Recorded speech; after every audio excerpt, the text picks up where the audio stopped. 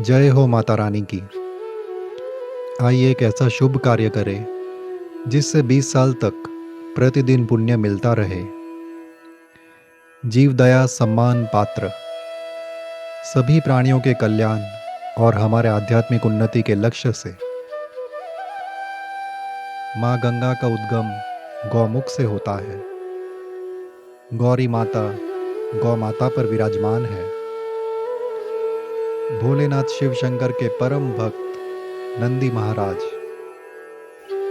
यज्ञ के बाद भगवान श्री राम ने भी एक ब्राह्मण को सहस्त्रों गायों का दान किया था। उमिया माता पवित्र गाय माता पर बैठती है। श्री कृष्ण को अत्यंत प्रिय है गाय माता। वे उनके दूध से बना माखन चुरा कर खाते। भारतीय संस्कृति के निर्माण में गौ माता का बहुत ही बड़ा योगदान हमेशा से रहा है। पूर्व काल में गौ माता ने हमारे पूर्वजों के साथ, हमारे दादा दादियों के साथ खेतों में मेहनत की, हमें शक्ति के रूप में अपने दूध का प्रसाद दिया, संसार चलाने में अपना पूरा योगदान दिया। आज हम जो भी है वो उसी के वजह से है। लेकिन आज हम अपने महत्वाकांक्षाओं के कारण गौ माता को भूलते जा रहे हैं। पैदा होते ही पहले 2 वर्षों तक हमें अपनी माँ का अमृत मिला, दूध। उसके बाद हमें एक और माँ अपना दूध देती रही, गौ माता। किसी परिस्थिति में अगर माँ का दूध उपलब्ध ना हो तो शिशु को गाय का दूध पिलाया जा सकता है। सभी जीव शिव परिवार के ही सदस्य हैं।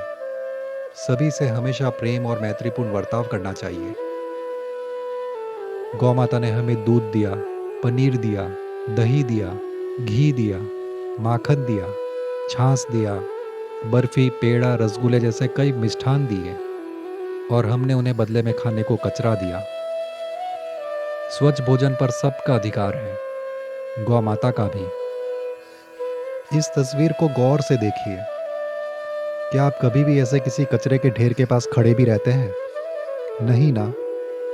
नाक बंद करके निकलता है इसके पास से भी। लेकिन ऐसे गंदगी से भरे कचरे के अंदर जाकर गौ माता को खाना खाना पड़ता है। गौ माता के खाने के लिए हमने काफ़ी अच्छी सुविधा कर रखी है। जगह जगह पर कचरे के ढेर। दूध के पैसे दूध वाले ने हमसे लिए, गौ माता ने नहीं। उसे लेन देन से क्या मतलब, वो तो हमेशा देती रही, माँ जो ठहरी। पर जब वो खाना मांगने हमारे द्वार पर आई तब हमने उसे डंडा दिखाकर भगा दिया। और यही शिक्षा हमारे बच्चों को भी दी। हमने बंगले बनाए वहाँ जहाँ कभी गौ माता घास चरती थी, अपना खाना खाती थी।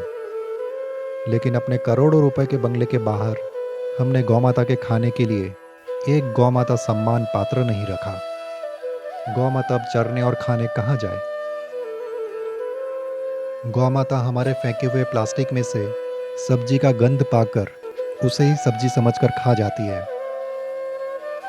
आज पशुपालन डॉक्टर बताते हैं कि एक गौ माता के पेट से 20 किलो से 50 किलो तक प्लास्टिक निकलता है। इससे गायों की तड़प तड़प कर मौत हो जाती है। एक कसाई 5 मिनट में गाय माता को काट देता है, जबकि हम सभ्य लोग प्लास्टिक द्वारा उन्हें 2 साल तक तड़पा तड़पा कर मारते हैं। हम में और एक कसाई में कितना फर्क है। हम तो रात को पेट भरकर भोजन करके सोते हैं, लेकिन बाहर घूम रही गौ माता रात में भी भोजन की तलाश में इधर उधर भटक रही होती है। जिस क्षेत्र में कोई जीव भूखा रह जाए वहाँ कोई भी यज्ञ, अनुष्ठान, पूजा, प्रार्थना सफल नहीं होती। इसी कारण से घर में दुख प्रवेश करते हैं। आप ये स्थिति बदल सकते हैं। आप में सामर्थ्य है। अपने घर के बाहर एक गौ माता सम्मान पात्र रखें और सब्जियां काटने के बाद बचा हुआ अवशेष और अन्य रोटी, खिचड़ी वगैरह तुरंत उस पात्र में डाल दें। घर के बच्चों को अगर ऐसे संस्कार देंगे और उनमें गौ माता के लिए संवेदना होगी और उनका ख्याल रखेंगे तो निश्चय ही वे अपने माता पिता का ख्याल रखेंगे और समाज में उनका व्यक्तित्व निखर कर आएगा। स्वच्छ भारत की ओर एक कदम बढ़ाए, अपने घर के बाहर एक गौमाता सम्मान पात्र लगाएं। गौमाता सम्मान पात्र में स्टील का बर्तन फिट होता है, जो हर रोज सूर्य प्रकाश में तप जाता है। इससे उसमें बैक्टीरिया, वायरस या किसी भी प्रकार का कीटाणु टिक नहीं सकता। इस तरह पात्र हमेशा साफ और स्वच्छ ही रहता है। यह स्वच्छ भारत अभियान को सपोर्ट करता है। शास्त्रों के अनुसार पहली रोटी गौ माता की। आइए सनातन धर्म को अपनाएं। पहली रोटी गौ माता को खिलाएं। गाय माता को सदा ताज़ा खाना मिल सके, इस कारण आपको गौ माता सम्मान पात्र दिया गया है। कृपया इसमें केवल सब्जियां काटने के बाद बचने वाला अवशेष तुरंत डालें। रोटी डालें, बचा हुआ खाना तुरंत डालें, किंतु घर का कचरा, थैली वगैरह या गीली वस्तुएं न डालें। अगर आपको कोई प्यार से खाना परोस कर खिलाए तो आपको कैसा महसूस होगा? पहली रोटी गौ माता की। घर का बचा हुआ खाना और सब्जी काटने के बाद बच जाने वाला अवशेष, अगर इतना भी हर परिवार गौ माता को प्रेम से गौ माता सम्मान पात्र में परोसे तो वो नगर गौ माता के लिए स्वर्ग के समान हो जाएगा। जीने के लिए प्रेम के अतिरिक्त किसी जीव को चाहिए भी क्या? पात्र में प्यार से भोजन देने का अर्थ है बार बार पुण्य कमाना।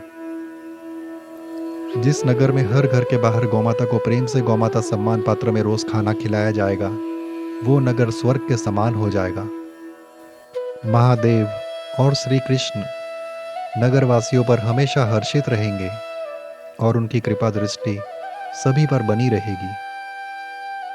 हर माँ अपनी संतान से आशा रखती है।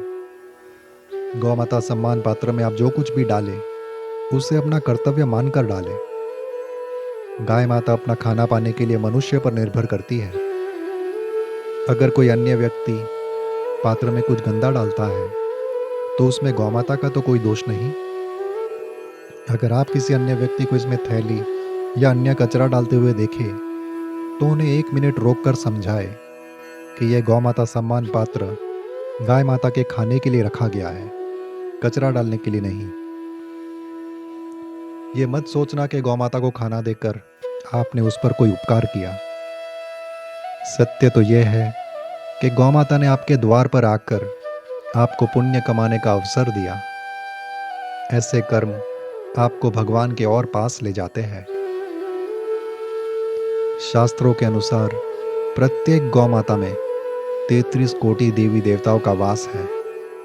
जब आप गौमाता को ग्रास अर्पित करते हैं तब आपको वही लाभ प्राप्त होता है जो यज्ञ करने से प्राप्त होता है। गौमाता में गणेश, महादेव, माता जगदम्बा और अन्य सभी देवी देवता निवास करते हैं। उनका अमृत तुल्य दूध और दूध से बनी अन्य सात्विक पौष्टिक खुराक का सेवन करके हम संसार में कर्म करके मोक्ष की ओर आगे बढ़ते हैं। जो व्यक्ति अपने परिवार का ख्याल रखकर उनका भरण पोषण करता है वो अच्छा व्यक्ति है, पर जो समाज के अन्य लोगों के उत्थान के लिए कर्म करता है वो अधिक श्रेष्ठ है। और जो दिल से अबोल पशु पक्षियों की सेवा के लिए कर्म करता है, ऐसा व्यक्ति भगवान के लिए ही काम करता है और भगवान जैसा ही होता है।